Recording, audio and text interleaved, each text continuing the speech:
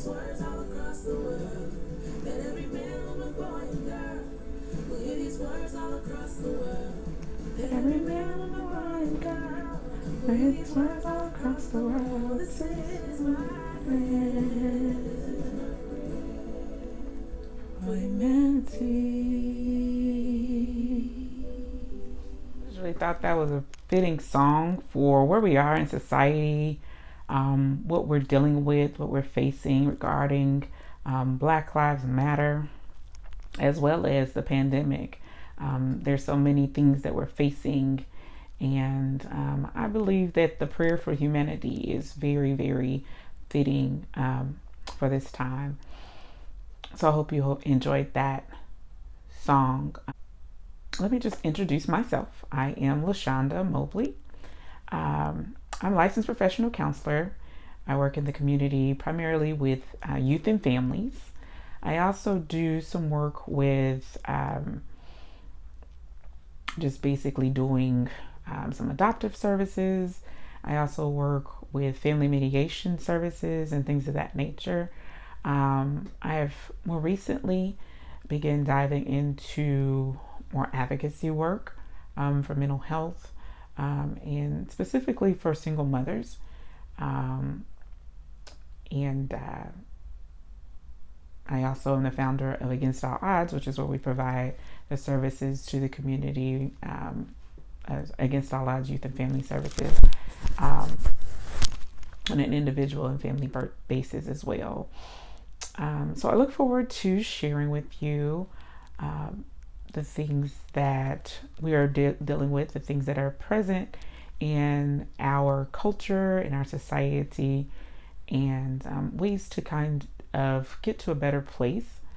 I first want to just commend you for being so courageous. So standing in unity, standing up for the cause for Black Lives Matter as you protest and as you actively protest. And then also for you being so courageous to take responsibility, take accountability for your social well-being, for your mental, emotional well-being by joining with the Oklahoma Call for Reproductive Justice in their Social Wellness Week. And again, I think OCRJ for extending this opportunity to me today.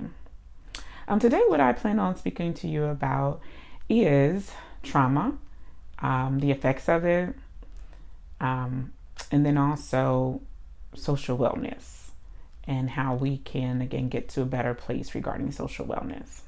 So let's talk about the symptoms of trauma. It's our loss of interest,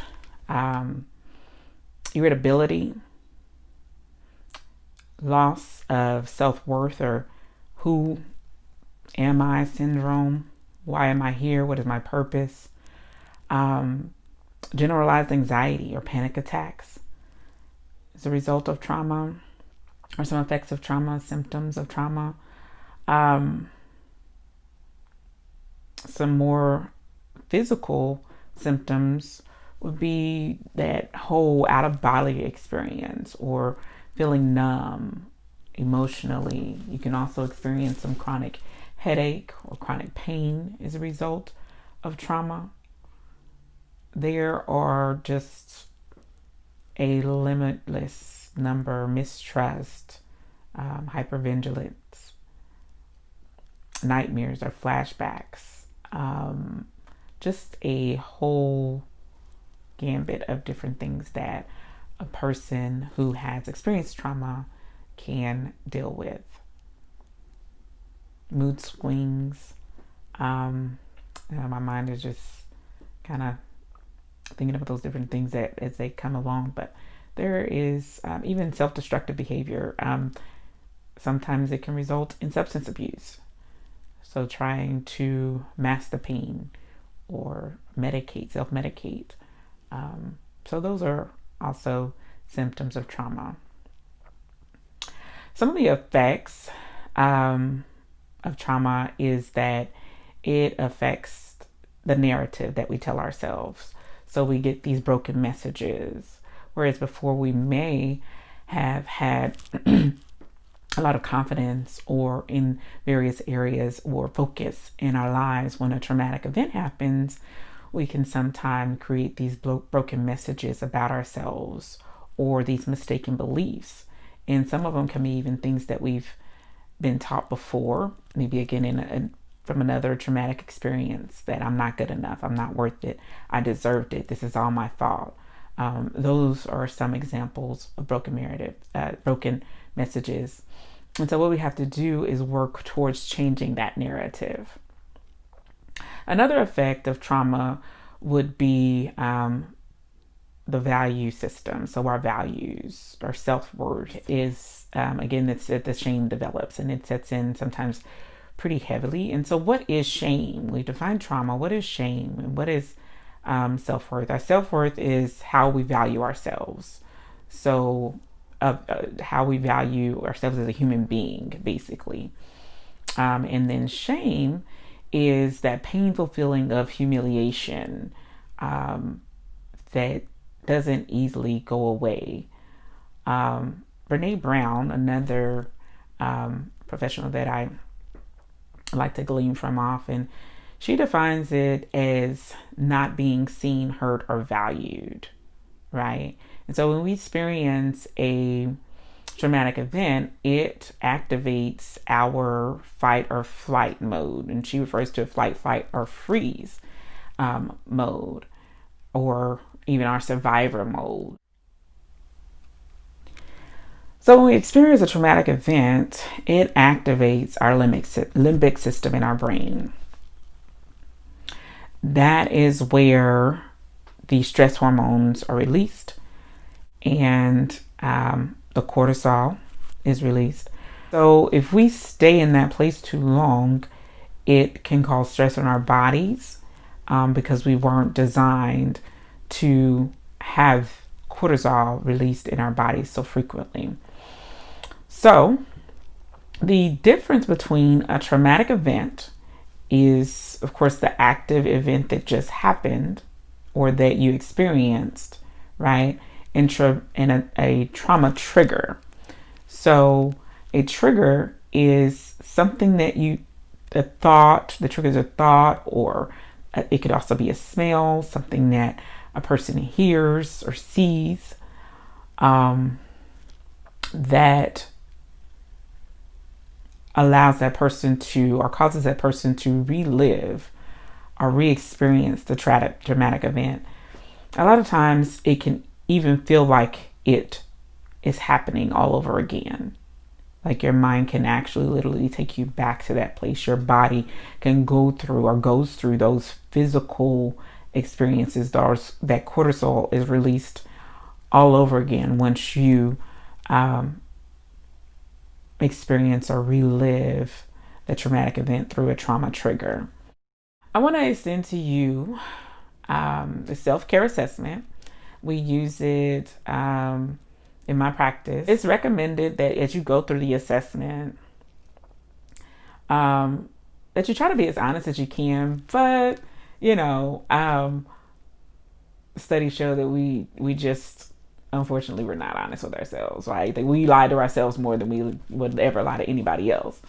And so it's recommended that you get a loved one, a significant other, someone that knows you really well, to fill it out in addition to you. And it's kind of fun to even look at the answers and see what they put. But some of the areas that it goes over is it mirror matches the Maslow's hierarchy of needs. So safety, feeling safe, security, your emotional state, your physical well-being, spirituality is on there as well.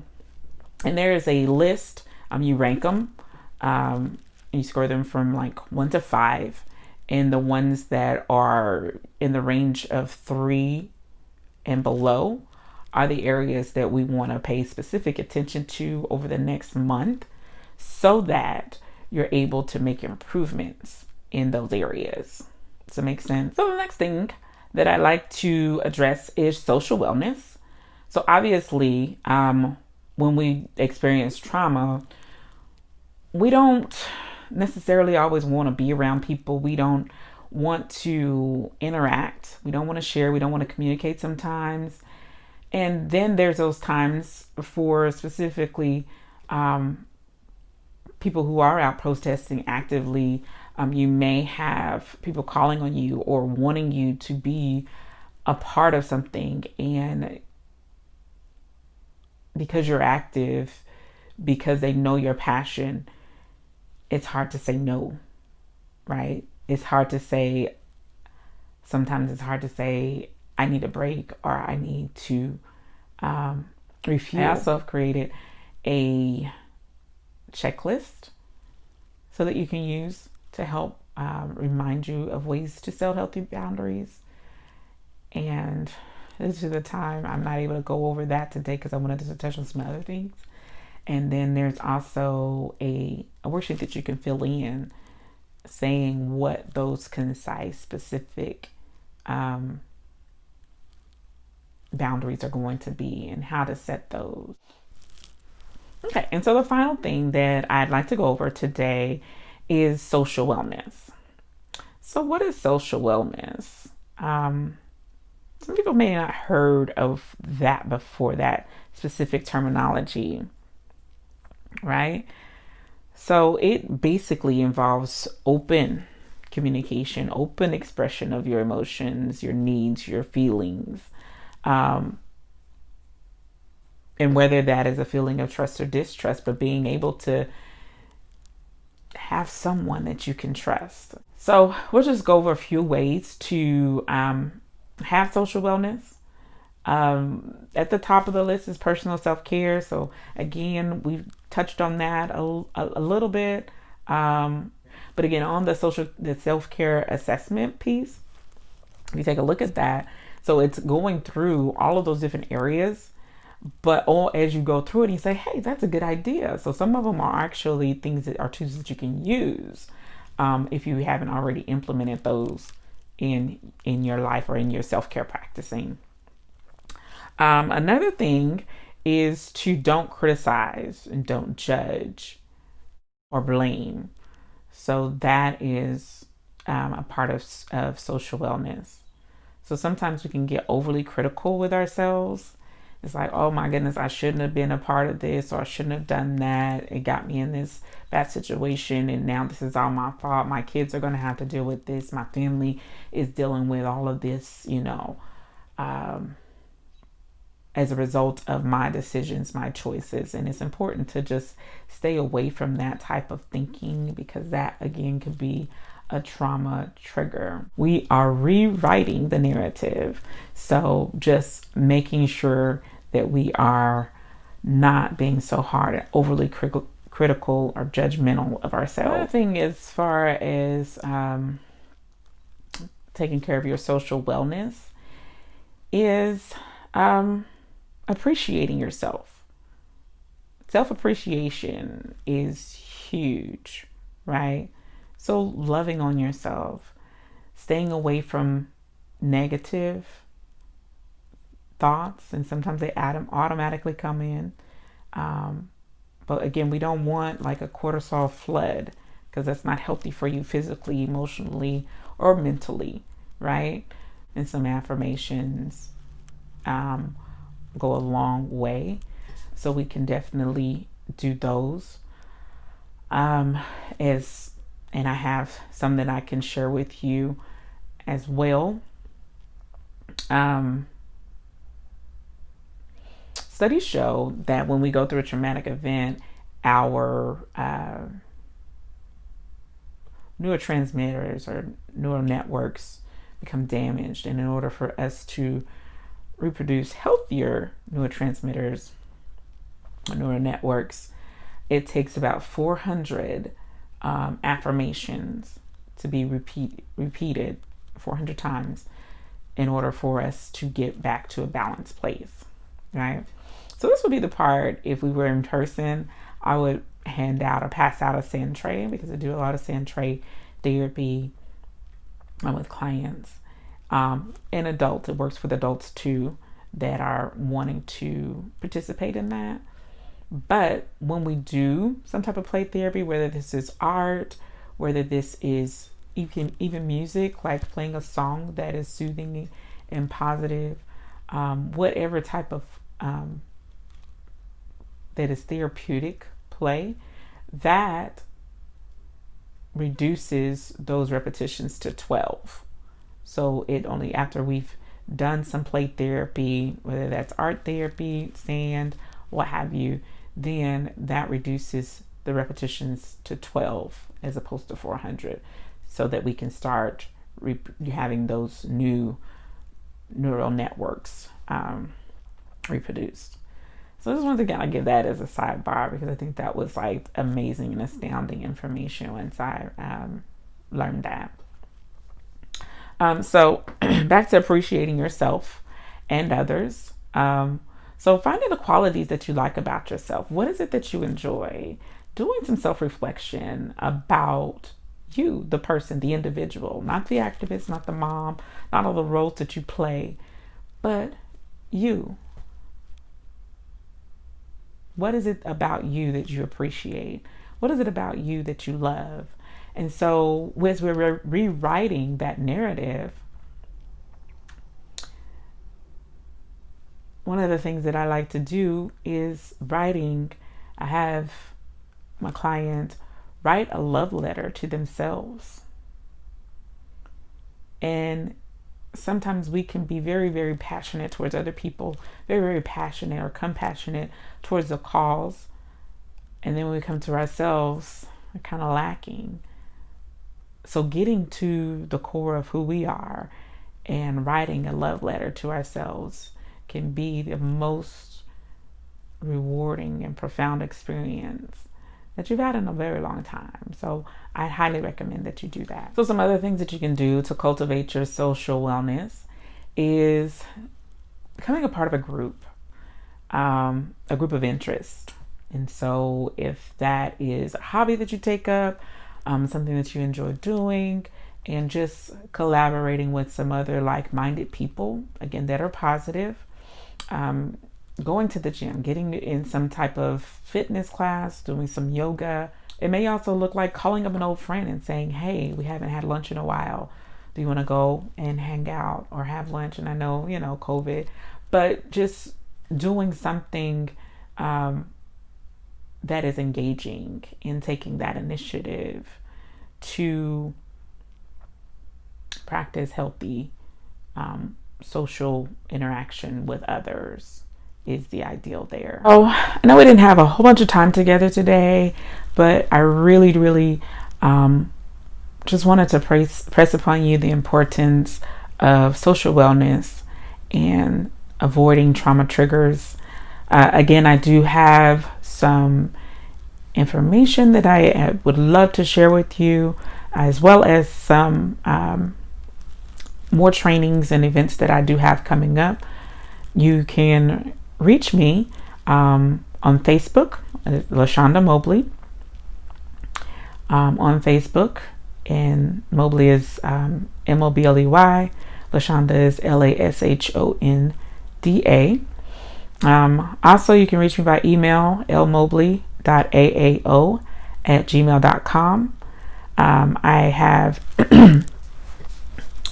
a private group for single moms called Single Moms Embrace Greatness. And so if that sounds like something of interest to you, we are definitely looking forward to having you join our community. Over there, we're doing some teaching, some advocating regarding what it's like to be a single mom during these times. And we have some other different things, especially one of the things we more recently did was reclaiming your calm during COVID. And so some tips for single moms to be able to use during COVID. I also offer group and one-on-one life coaching if that's something that you're interested in. So feel free to email me or direct message me, and I'm willing to help meet your needs in whatever ways that I can. I do thank you for your time. Thank you for your listening again. And Godspeed. I'm praying for your health and for your wellness.